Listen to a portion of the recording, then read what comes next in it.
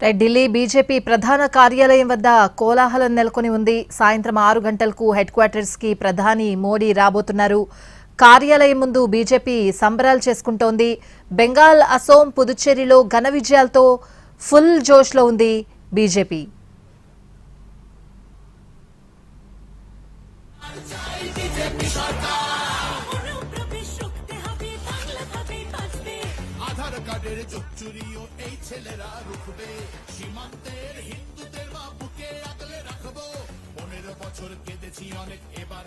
మరి కాసేపట్లో head quarters కి ప్రధాని మోడీ రాబోతున్నారు. ఈ నేపథ్యంలో ఢిల్లీలోని బీజేపీ ప్రధాన కార్యాలయం వద్ద ఒక కోలాహల వాతావరణం అయితే నెలకొనుంది. మా ప్రతినిధి రాజు లైవ్ లో సిద్ధంగా ఉన్నారు. అప్డేట్స్ అడిగి తెలుసుకుందాం. రాజు, మరి కాసేపట్లో ప్రధాని రాబోతున్నట్లు తెలుస్తోంది. అప్డేట్స్ ఏంటి? ఎస్ స్వాతి, దేశవ్యాప్తంగా మొత్తం 5 రాష్ట్రాల్లో ఏదైతే ఎన్నికల ఫలితాలకు సంబంధించి మరికొద్ది సేపట్లో బీజేపీ ప్రధాన కార్యాలయానికి ప్రధానమంత్రి నరేంద్ర మోడీ వచ్చి ప్రసంగించబోతున్నారు. దేశ ప్రజలతో పాటు బీజేపీ క్యాడర్ కూడా ఈ ఫలితాలపైన ఒక దిశానిర్దేశం చేసే అవకాశాలు కనిపిస్తున్నాయి. ఎందుకంటే మొత్తం 4 రాష్ట్రాలు ఒక కేంద్రపాలిత ప్రాంతం. దీంట్లో ప్రస్తుతం ఏ విధంగానైతే బీజేపీ పాలిత రాష్ట్రాలుగా ఉన్నటువంటి పుదుచ్చేరి, అస్సాంలో మరోసారి అధికారంలోకి రావడమే కాకుండా దేశంలోనే చాలా కీలకమైనటువంటి రాష్ట్రంగా ఉన్న బెంగాల్లో ఈసారి బీజేపీ గెలవడాన్ని దేశవ్యాప్తంగా కూడా బీజేపీ సంబరాలు చేసుకుంటుంది. అందులో భాగంగానే ప్రత్యేకంగా ఈరోజు అంటే ఏ విధంగానైతే ఎన్నికల ప్రక్రియలో ఇప్పటి వరకు జరిగినటువంటి తీరు పెద్ద ఎత్తున ప్రచారం చేశారు ప్రధానమంత్రి నరేంద్ర మోడీతో పాటు కేంద్ర హోంశాఖ మంత్రి అమిత్ షా, దాంతోపాటు బీజేపీ కేంద్ర మంత్రులు, ముఖ్య నేతలందరూ కూడా ఈ 5 రాష్ట్రాల్లో పెద్ద ఎత్తున ప్రచారం చేసినటువంటి పరిస్థితి కనిపించింది.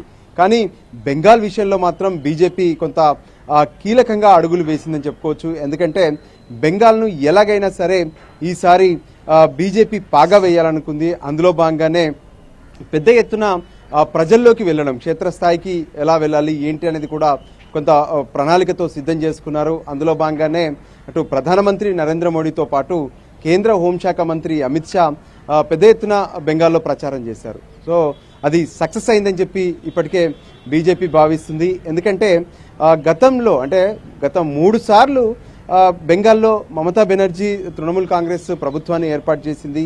కానీ అక్కడ ఉన్నటువంటి పరిస్థితులు కావచ్చు, క్షేత్రస్థాయిలో ప్రజలు పడుతున్నటువంటి ఇబ్బందులు అంటూ ప్రత్యేకంగా హిందువులపై ఏదైతే బంగ్లాదేశ్ నుంచి వచ్చినటువంటి చొరబాటుదారులు దాడులు చేస్తున్నారంటూ ఆ చొరబాటుదారులను వెనక్కి పంపాలంటే అది టీఎంసీతో సాధ్యం కాదు, ఖచ్చితంగా ఎన్డీఏ ప్రభుత్వంతోనే సాధ్యమవుతుందనే విషయాన్ని కూడా బీజేపీ స్పష్టం చేస్తూ వచ్చింది. సో దాంట్లో భాగంగా ఇప్పటికే అంటే 200 సీట్లకు పైగా బెంగాల్లో గెలుస్తున్నటువంటి పరిస్థితి కనిపిస్తుంది. అంటే మెజార్టీని దాటి ఎంతో ముందుకు వెళ్తుంది బీజేపీ. మొదట అంచనాలు వేశారు, నిజంగా బీజేపీ బెంగాల్లో గెలవలేదు, అక్కడ ఉన్నటువంటి బెంగాలీ వాదం కావచ్చు, లేదంటే ఓకల్ అంటూ కూడా పెద్ద ఎత్తున ప్రచారం జరిగింది. జాతీయవాదాన్ని బెంగాల్ ప్రజలు అంగీకరించారు, ఓటర్లు అసలే దీన్ని పట్టించుకోరు అనే విషయాన్ని కూడా స్పష్టం చేశారు. అయినప్పటికీ కూడా బీజేపీ చేసినటువంటి ప్రయత్నం క్షేత్రస్థాయి నుంచి టాప్ లెవెల్ వరకు వాళ్ళు చేసినటువంటి ప్రణాళికలన్నీ కూడా సక్సెస్ అయ్యాయి, ప్రజలందరూ కూడా యాక్సెప్ట్ చేశారనే విషయాన్ని ఇప్పుడు స్పష్టం చేస్తున్నారు. అందులో భాగంగానే దేశవ్యాప్తంగా బీజేపీ పాలిత రాష్ట్రాలతో పాటు వివిధ రాష్ట్రాల్లో కూడా బీజేపీ క్యాడర్ మొత్తం సంబరాలు చేస్తూ ఉంటుంది. ఎందుకంటే ఇక్కడ పుదుచ్చేరి, అస్సాం అనేది అనుకున్నటువంటి గెలుపే. అంటే అస్సాంలో గతంలో బీజేపీ ప్రభుత్వం ఉంది, మళ్ళీ బీజేపీ ప్రభుత్వం వచ్చింది. పుదుచ్చేరిలో కూడా బీజేపీ ప్రభుత్వం ఉంది, మళ్ళీ బీజేపీ ప్రభుత్వం వచ్చింది. కానీ బెంగాల్ అనేది మాత్రం కీలకంగా తీసుకున్నారు. ఎందుకంటే బీజేపీ ఫౌండర్లలో ఒకరైనటువంటి శ్యామ్ ప్రసాద్ ముఖర్జీ బెంగాల్కు చెందినటువంటి వాళ్ళు. కానీ ఆయన అక్కడి నుంచి ఉన్నా కానీ బెంగాల్లో ఇప్పటి వరకు కాషాయ జెండా ఎగరలేదు. ఎందుకంటే బెంగాల్లో మొదట కమ్యూనిస్టులు సుదీర్ఘకాలంగా పరిపాలించారు. ఆ తర్వాత తృణమూల్ కాంగ్రెస్ 3 సార్లు వరుసగా అంటే 15 సంవత్సరాల పాటు వాళ్ళు పరిపాలించినటువంటి పరిస్థితి కనిపించింది. మొదటిసారి బెంగాల్ గడ్డపైన కాషాయం జెండా ఎగరవేశామనేటువంటి ఒక సంతోషమైనటువంటి పరిస్థితులు బీజేపీలో కనిపిస్తున్నాయి. అందుకోసమే ఈ సంబరాల్లో ప్రత్యేకంగా ప్రధానమంత్రి నరేంద్ర మోడీ కూడా పాల్గొనబోతున్నారు.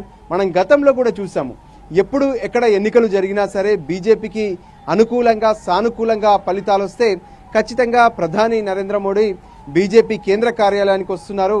ఇక్కడ క్యాడర్తో పాటు దేశ ప్రజలను ఉద్దేశించి ప్రత్యేకమైనటువంటి ప్రసంగం కూడా చేస్తున్నారు. ఇప్పటికే ఒకవైపు అంటే నిజంగా చెప్పాలంటే బీజేపీ జాతీయ అధ్యక్షుడు నితిన్ నబీన్ ఎప్పుడైతే బాధ్యతలు తీసుకున్నారో, అంతకుముందు జేపీ నడ్డా ఉన్నారు, ఆయన కాలంలో కూడా బీజేపీ పెద్ద ఎత్తున దేశంలో ఎన్నో రాష్ట్రాల్లో విజయాన్ని సాధించాయి. ఆ తర్వాత సాధారణ ఎన్నికల్లో కేంద్రంలో సైతం మళ్ళీ బీజేపీ అధికారంలోకి వచ్చింది. సో ఫైనల్గా ఈసారి చూస్తే మాత్రం నితిన్ నబీన్ పార్టీ జాతీయ అధ్యక్షుడే బాధ్యతలు తీసుకున్న తర్వాత తొలి 5 రాష్ట్రాల ఎన్నికల్లో కీలకమైనటువంటి రాష్ట్రంగా ఉన్నటువంటి బెంగాల్ను కైవసం చేసుకోవడం అనేది చాలా కీలక పరిణామంగా కూడా ఇప్పటికే బీజేపీ చూస్తుంది.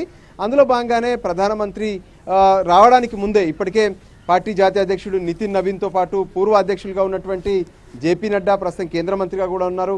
ఆయనతో పాటు పలువురు కేంద్ర మంత్రులు, ఢిల్లీ ముఖ్యమంత్రి రేఖా గుప్తాతో పాటు బీజేపీ సీనియర్ నేతలు, మరోవైపు బీజేపీ క్యాడర్ కూడా ఇప్పటికే బీజేపీ కేంద్ర కార్యాలయానికి చేరుకుంది. మరికొద్ది సేపట్లో ప్రధాని నరేంద్ర మోడీ ఇక్కడికి రాబోతున్నారు. అంతకంటే ముందు అమిత్ షా చేరుకుంటారు. ఆ తర్వాత రాజ్నాథ్ సింగ్ కూడా వస్తారు.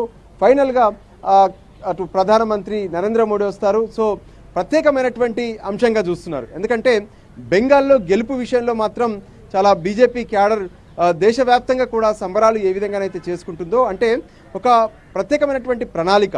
అంతేకాదు బార్డర్ దేశంగా ఉన్నటువంటి బెంగాల్ను కాపాడుకోవాలి. బెంగాల్ నుంచి ఒకవేళ చొరబాటుదారులందరూ కూడా బంగ్లాదేశ్ నుంచి బెంగాల్లోకి వస్తే బెంగాల్ నుంచి అది దేశవ్యాప్తంగా కూడా వాళ్ళు విస్తరించే అవకాశం ఉంది.